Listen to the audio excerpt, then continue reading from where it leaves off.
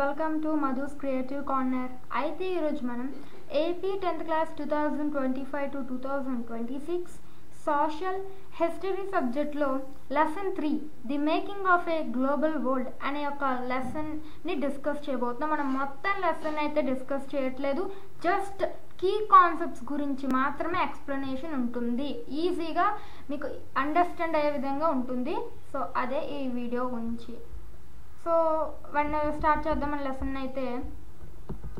ఇక్కడ లెసన్ 3లో మనకి first of all ఎప్పుడైనా మనం లెసన్ యొక్క నేమ్ మీనింగ్ తెలుసుకోవాలి. గ్లోబల్ వరల్డ్ అంటే ఏంటి? Means countries becoming connected through trade, migration and culture. Global world అంటే కంట్రీస్, ఎన్నో కంట్రీస్ ఉన్నాయి కదా మనకి, ఇండియా కానీ అమెరికా కానీ, ఇలా ఈ కంట్రీస్ అన్నీ కూడా కనెక్ట్ అవ్వడం ఒకదాంతో ఒకటి, దేని ద్వారా? బిజినెస్ ద్వారా కానీ, మైగ్రేషన్ కోసం కానీ, లేదా కల్చరల్ ద్వారా కానీ ఇలా కనెక్ట్ అవ్వడాన్ని గ్లోబల్ వరల్డ్ అని అంటాము. దెన్ గ్లోబలైజేషన్ అంటే ఏంటి? Exchange of goods, people and ideas across the world. So ప్రపంచంలో గూడ్స్ని ఎక్స్చేంజ్ చేసుకోవడం కానీ, గూడ్స్ అంటే ఏంటి? ఆల్రెడీ మనం నేర్చుకున్నాం, మెటీరియల్స్ లైక్ వస్తువులు, ఐటమ్స్ని ఎక్స్చేంజ్ చేసుకోవడం కానీ, పీపుల్ జనాలు అంటే లేబర్ అవసరం. సో అప్పుడు ఇక్కడ నుండి మన ఇండియా నుండి లేబర్ లైక్ దుబాయ్కి గట్టికి తీసుకెళ్తున్నారు కదా, మాకు లేబర్ కావాలి గట్టని. సో అలా అనమాట, పీపుల్ని కానీ ఎక్స్చేంజ్ చేసుకోవడం. అండ్ ఐడియాస్, వాళ్ళకున్న ఆలోచనలు దేన్నైనా ఇలా డెవలప్ చేద్దాం, అలా డెవలప్ చేద్దాం, మొత్తం ఎంత వరల్డ్ మొత్తం, ఓకే, ప్రపంచం మొత్తానికి. అండ్ నెక్స్ట్ సెకండ్ పాయింట్ చూస్తే pre modern world. So before 16th century ముందు జరిగింది long distance trade linked Asia, Europe and Africa. So long distance trade, ఎక్కువ డిస్టెన్స్గా ఉన్న బిజినెస్ ట్రేడ్ అనేది ఎవరి మధ్య, దేని మధ్య లింక్ అయి ఉందట అప్పట్లో? ఏషియాకి, యూరప్కి, ఆఫ్రికాకి, వీటి మధ్యన ఉండేదన్నమాట. ఫేమస్ ట్రేడ్ రూట్స్కి ఫేమస్ అప్పట్లో ఏంటంటే ఫేమస్ ఉండేవంటే సిల్క్ రూట్, స్పైస్ రూట్ అనేవి ఫేమస్ అనమాట. Traders, priests and travellers spread goods, ideas and religious. So అప్పుడు ట్రేడర్స్ కానీ, ప్రీస్ట్స్ అంటే పంతులు, పూజారులు, ఓకే, పూజారులు కానీ, ట్రావెలర్స్ ఇక్కడ నుండి ఇంకోటి. సో వీళ్ళందరూ కూడా వాళ్ళ గూడ్స్ని స్ప్రెడ్ చేయడం కానీ, వాళ్ళ ఉన్న ఐడియాస్ని, ఇంకా రిలీజియన్ని స్ప్రెడ్ చేసేవారు అనమాట. ఎగ్జాంపుల్, చైనా ఏమో సిల్క్ని స్ప్రెడ్ చేసింది, సిల్క్ అనే ఐడియాని. సిల్క్ మనకి డ్రెస్ ఒక మెటీరియల్ కదా, ఒక ఫ్యాబ్రిక్ కదా. ఈ ఫ్యాబ్రిక్ మనకి ఎలా వచ్చిందంటే చైనా వాళ్ళు ఇంట్రడ్యూస్ చేశారనమాట. అలాగే ఇండియా ఏమో స్పైసెస్ని, అండ్ రోమన్ ఏమో గోల్డ్ని. సో ఇలా చేయడం జరిగిందన్నమాట. నెక్స్ట్ థర్డ్ పాయింట్ చూస్తే వయాజెస్ అండ్ డిస్కవరీస్ 15th, 16th centuryలో జరిగింది. వయాజెస్ అంటే ప్రయాణాలు. సో ప్రయాణాలు, డిస్కవరీస్ అంటే ఏదైనా కొత్తగా కనిపెట్టడం. సో ఇవన్నీ 15th, 16th centuryలో జరిగిందనమాట. సో అప్పట్లో ఫస్ట్ ఆఫ్ ఆల్ ఏంటి, ఎర్లీ హ్యూమన్ బీయింగ్స్ ఉండేవారు. మన ఎవ్వరికి మన మనుషులే ఒక్కొక్కరు ఒక్కొక్కటి కనిపెట్టారు. సో అదే ఈ లెసన్ అనమాట, ఎవరు దేన్ని కనిపెట్టారు, ఏంటి అసలు ఏం జరిగింది. మనం ఇప్పుడు ఇంత మీరు లెసన్ వింటున్నారు, టెక్నాలజీ గట్రా వచ్చిందని దీని వెనక చాలా ఆలోచనలు గట్ట కష్టం ఉంది మన హ్యూమన్స్ అప్పట్లో. సో వాటి గురించి అనమాట. అయితే ఇక్కడ Europeans explored sea routes to Asia. So ఏషియాకి సీ రూట్స్ని ఎక్స్ప్లోరేట్ చేసిందంటే Europeans. Next Christopher Columbus found America. So America ఎప్పుడు వచ్చిందంటే 1942లో. ఎవరు కనిపెట్టారు అమెరికాని? Christopher Columbus. వెరీ ఇంపార్టెంట్ ఇది మీకు, ఇక్కడే కాదు నెక్స్ట్ కాంపిటేటివ్ ఎగ్జామ్స్లో కూడా ఇలాంటివి అడగచ్చు, హూ ఫౌండ్ అమెరికా అని. Next Vasco da Gama reached India 1948లో వాస్కో డా గమా వచ్చారు ఇండియాకి. Led to colonialism, European powers took control of Asian, African lands. So అతను రావడం వల్ల ఏం జరిగింది? కొలీనియలిజం అనేది స్టార్ట్ అయిందంటే వలసవాదం అంటే ఎందాక అనుకున్నాం కదా, దుబాయ్కి వెళ్తారు గట్టని, అంటే మన కంట్రీ నుండి ఇంకో కంట్రీకి నడకదారిలో కానీ వెళ్ళడం అనమాట. ఓకే, ఒక కంట్రీ నుండి ఇంకో కంట్రీ, దాన్ని వలసవాదం అంటాం. సో అలా యూరోపియన్ పవర్స్ వాళ్ళు ఏషియాని వాళ్ళకి చేతులు లాక్కోవడం స్టార్ట్ చేశారు. యూరోప్ వాళ్ళు అంటే బ్రిటిష్ వాళ్ళు అనమాట, వాళ్ళే. సో ఏషియన్ కానీ, ఆఫ్రికా ల్యాండ్స్ని కానీ అప్పటి నుండి స్టార్ట్ చేశారన్నమాట, పెద్దరికం చేయడం. నెక్స్ట్ ఫోర్త్ పాయింట్ చూస్తే the pre modern economy. Food, potatoes, maize, tomatoes came to Europe from America. America నుండి యూరప్కి యొక్క ఫుడ్ అనేవి వచ్చాయండి. ఏంటంటే పొటాటోస్, మెయిజ్, టమాటోస్ ఇవన్నీ అనమాట. అప్పట్లో కూడా అలాగే మనకి టెక్స్ట్ బుక్లో మీరు చూస్తుంటుంది పొటాటోస్ సరిగ్గా పంట దానికి ఒక డిసీజ్ వచ్చి పొటాటోస్ అన్నీ పోయాయి అనమాట. సో పోవడం వల్ల చాలామంది అమెరికన్స్ పొటాటోస్ తినే బతికేవారు అనమాట అప్పట్లో. సో అది పోవడం వల్ల ఏమైంది, వాళ్ళందరూ కూడా చాలామంది చనిపోయారు ఆకలితో. Okay, next silver from mines in America helped world trade. So అమెరికాలో సిల్వర్ కూడా దొరికాయి అనమాట. సో దానివల్ల ఏమైంది, వరల్డ్ మొత్తం ట్రేడ్ జరగడానికి బాగా హెల్ప్ఫుల్ అయింది. Slave trade started.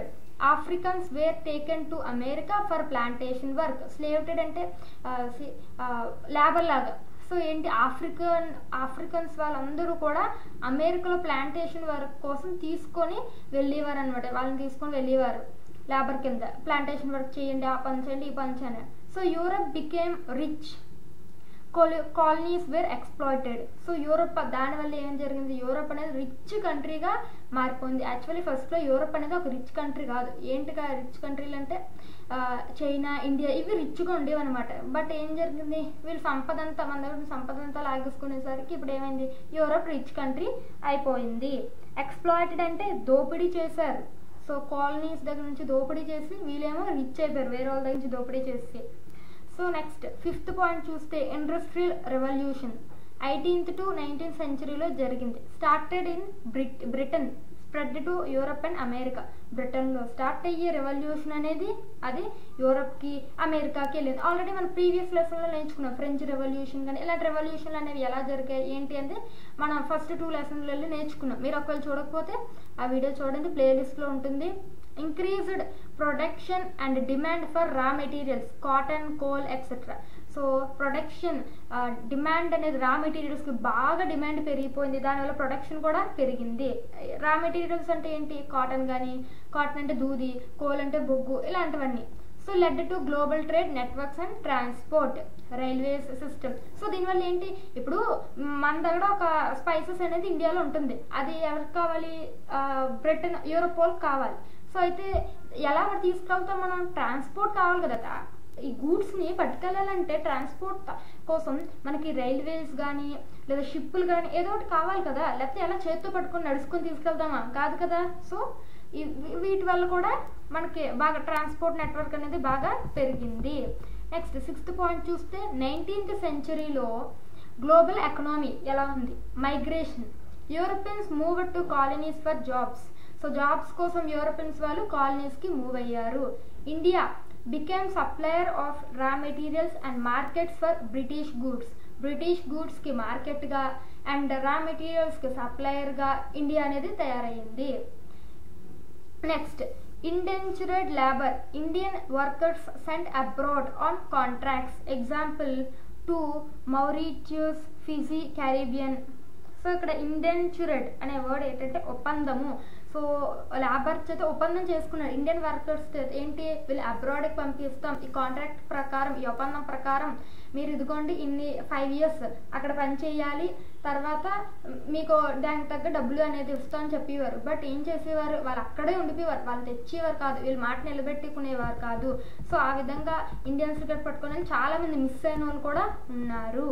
Next 7th point చూస్తే first world war. First world war ఎప్పుడు జరిగింది, 1914 to 1918 బిట్వీన్ ఈ పీరియడ్లో జరిగిందనమాట. War between allied powers and central powers. Allied powers అంటే మిత్రశక్తులు, లైక్ ఫ్రెండ్స్ అనమాట. ఒక కంట్రీ, ఈ కంట్రీ ఇంకో కంట్రీ ఫ్రెండ్స్గా ఉండి, లైక్ అప్పుడు యూరప్ ఇంకా సంథింగ్ కంట్రీస్ అన్ని కలిసి ఇంకోటి అండ్ సెంట్రల్ పవర్స్కి వీళ్ళ మధ్యన ఏంటి వార్ అనేది జరిగింది. Millions killed, economy collapsed. So దానివల్ల ఏమైంది, ఒకళ్ళొకళ్ళు చంపుకొని చాలా మంది కోట్లలో లక్షల్లో కాదు మిలియన్స్లో చనిపోయారు. అండ్ ఎకనామీ కూడా కొలాప్స్ అయిపోయింది. ఎలా, దానికోసం గన్లు కావాలి అండ్ షిప్స్ తయారు చేయాలి. సో వార్ అంటే చాలా అవసరం కదా, మనీ, దాంతో అన్ని ఖర్చు పెట్టుకుని అంతా ఎకనామీ మొత్తం కొలాప్స్ అయిపోయింది. USA emerged has a major power. అప్పుడు యుఎస్ఏ అనేది ఒక మేజర్ పవర్గా ఎమర్జ్ అయ్యింది. ఆఫ్టర్ వార్ తర్వాత, యుద్ధం తర్వాత great depression 1929 affected the entire world. So great depression 1929లో జరిగిన గ్రేట్ డిప్రెషన్ వల్ల మొత్తం ఎంటైర్ వరల్డ్కి ఎఫెక్ట్ జరిగింది. గ్రేట్ డిప్రెషన్ గురించి చూద్దాం. 1929 నుంచి 1939 వరకు జరిగింది. అంటే stock market crash. Stock market అనేది క్రాష్ అయిపోయింది. దానివల్ల ఇండస్ట్రీస్ అన్ని క్లోజ్ అయిపోయి అన్ఎంప్లాయ్మెంట్ అనేది స్ప్రెడ్ అయిపోయింది. ఇండస్ట్రీస్ లేకపోతే జాబ్స్ ఎవరికి దొరుకుతుంది? ఎంప్లాయ్మెంట్. ఇండస్ట్రీస్ ఉంటే అందులో ఏదో ఒక వర్క్ ఎంప్లాయ్మెంట్ వస్తుంది. సో ఇప్పుడు అది క్లోజ్ అయిపోయింది, ఎంప్లాయ్మెంట్ అంతా పోయింది. ఇండియా సఫరెడ్. ఎలా సఫర్ అయింది? ఫాలింగ్ ప్రైజుల రేట్ అనేది పడిపోతుంది. పూర్ ట్రేడ్ అనేది పూర్గా జరుగుతుంది. ఫార్మర్స్ అందరూ డిస్ట్రెస్ అయ్యారు. నెక్స్ట్ 9th పాయింట్ చూస్తే second world war. So first world war అప్పుడు జరిగింది. ఇప్పుడు నెక్స్ట్ సెకండ్ వరల్డ్ వార్ కూడా స్టార్ట్ అయిపోయింది. ఇప్పుడు 1939 నుండి 1945 మధ్యలో సెకండ్ వరల్డ్ వార్ అనేది జరిగింది. ఇక్కడ కూడా ఏంది, కంట్రీస్ వాటి పవర్ కోసం, కాలనీస్ కోసం మళ్ళీ గొడవ పడుకున్నారు. హ్యూగ్ డిస్ట్రక్షన్ అనేది జరిగింది. మిలియన్స్ లో చనిపోయారు. మళ్ళీ కూడా అగైన్ అదే రిపీట్ అయింది. ఆఫ్టర్ 1945 తర్వాత ఫార్మేషన్ ఆఫ్ యుఎన్ అంటే United Nations to maintain peace. So దాని తర్వాత వాళ్ళు డిసైడ్ చేసుకున్నాడు యునైటెడ్ నేషన్స్ ని పెట్టుకుందాం, ఎలాగైతే పీస్ గా ఉండొచ్చు మనం అని ఫామ్ చేశారనమాట యునైటెడ్ నేషన్స్ ని. అండ్ 10th పాయింట్ చూస్తే post war and globalisation. So after 1950 century తర్వాత పోస్ట్ వార్ ఇంకా గ్లోబలైజేషన్ అనేది అయింది. సో అంటే ఏంటి, new world order, USA and USSR emerged as super powers. So USA ఇంకా యుఎస్ఎస్ఆర్ అనేవి సూపర్ పవర్స్ గా ఎమర్జ్ అయ్యాయి. World Bank and IMF formed to help countries. So countries కి, వేరే కంట్రీస్ కి హెల్ప్ చేయడం కోసమనే వరల్డ్ బ్యాంక్ కానీ ఐఎంఎఫ్ కానీ ఫామ్ అవ్వడం జరిగింది. Next modern globalization from 1990 century. International trade, internet and communication connected the world faster. So communication వల్ల అన్ని జరిగింది అన్నమాట. సో ఇప్పుడైతే ఈ లెసన్ యొక్క ఫుల్ సమ్మరీ అనేది చూద్దాం.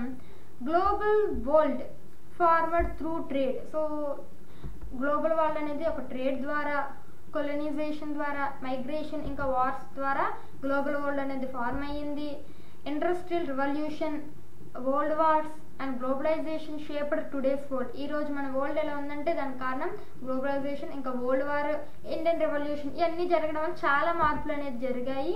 The world is now inter connected economically and culturally. So ఇప్పుడున్న ప్రపంచం అనేది ఎకనామికల్ గా కానీ కల్చరల్ గా కానీ కనెక్ట్ అయి ఉన్నాయి. ఇంటర్ కనెక్టెడ్, ఒక్కదాని మీద ఒకటి డిపెండ్ అయి కనెక్ట్ అయి ఉన్నాయి.